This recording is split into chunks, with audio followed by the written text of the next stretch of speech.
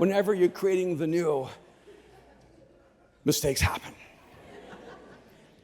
See, too many churches are too focused on being perfect. Too many churches are too focused on being perfect and getting it all right. And we just created room for creativity and innovation and beauty and wonder, and we messed up so much. I look back and I realize, no wonder I made so many people mad. They had a right to be mad. Because the new is so unexpected, and it's so unknown and so mysterious. And when Kim and I moved here, and she got on a plane with Mariah, 30 days old, and I got in a U-Haul with Aaron, who was 3 years old, and we came without any idea how we were going to survive. No income, no job. And so I found a house in Alhambra that I thought was cute, but Kim let me know it wasn't. And it was this ridiculous amount of money. It was $1,500 a month. Yeah, back then that was just so much. And I brought Kim there, and it was close to the hood, close to kind of nice. And I said, honey, we can live here. It's $1,500 a month. And she said, we can't afford $1,500 a month. I said, I know. We can't afford anything. So if we're going to get kicked out of a place, let's get kicked out of here.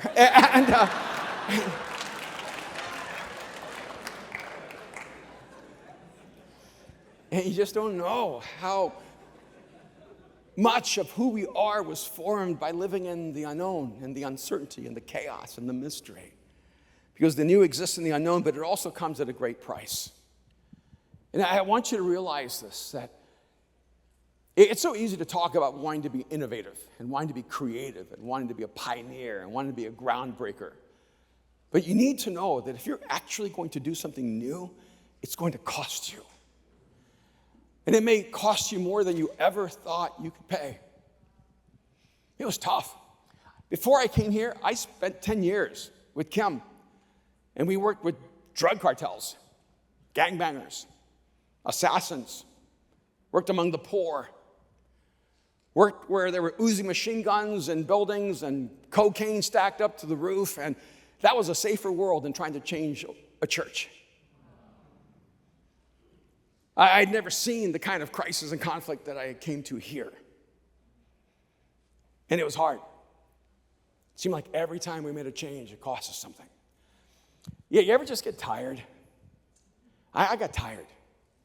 For 6 years, I had a twitch in my right eye. It's not there, so you can check, but 6 years, every single day and every night of my life, I had a twitch in my right eye from the stress. And I would say, God, could you take it away? And there it was every day. I'd pray, God, just stop this twitch. Wouldn't go away. I thought, well, maybe it's God's way of reminding me of the cost. So I prayed, God, could you just move the twitch to my butt? That way no one would know but me, and they would just twitch, right? And I would know I'm under stress. There's a huge price to pay. But at least this way I don't look like I'm insane when I'm having a conversation with someone. It's like, heart, we're going into the future. We're doing the right thing. Jesus is with us.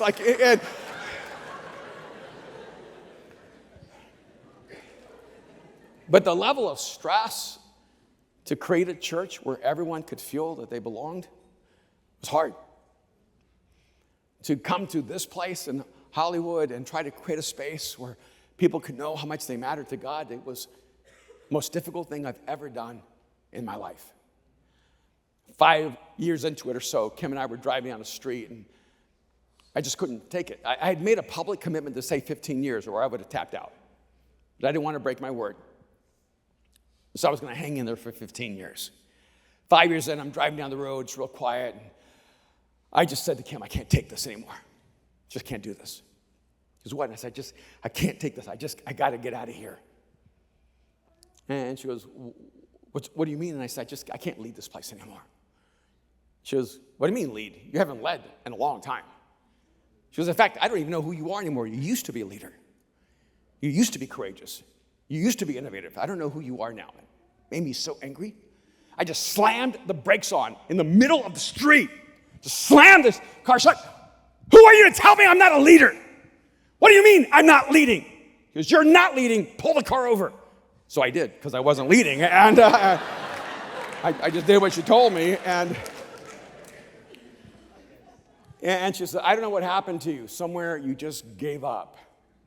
And I realized that's exactly what happened. I had just become the walking dead. Have you ever had a dream or a vision that just haunted you? It just overwhelmed you. It captivated you and captured you and haunted you.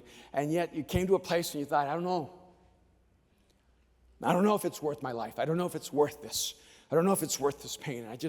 I cannot emphasize to you that if Mosaic has ever created a space for you that has made you feel valued and loved, if it's ever created a space where you could bring someone that needed help or encouragement, I want you to know it came with great pain and great sacrifice. To the point of insanity, by the way, where once we did have an internet, there was a group of people, I wish I could say they were something else, but they were Christians, who created a website with slasher films with an hourglass of the Sunday they were going to kill me. And I was out of the country at that time, and one of our staff people saw it, and then they called Kim, and they called the police, and the FBI got involved, and they said it was a legitimate threat. And I had to come home to that. And that was the day, I hope I could share this, where our son basically came and said, I'm out. If this is what Christianity is, and this is what the church is, I don't want to have anything to do with God or anything to do with the church. Because it was hard. Because there was a price to pay. And I want you to know, see now, retroactively, 30 years into this thing, it was worth it. Because you are here. And because the church can become a breath of fresh air, a place of hope for everyone.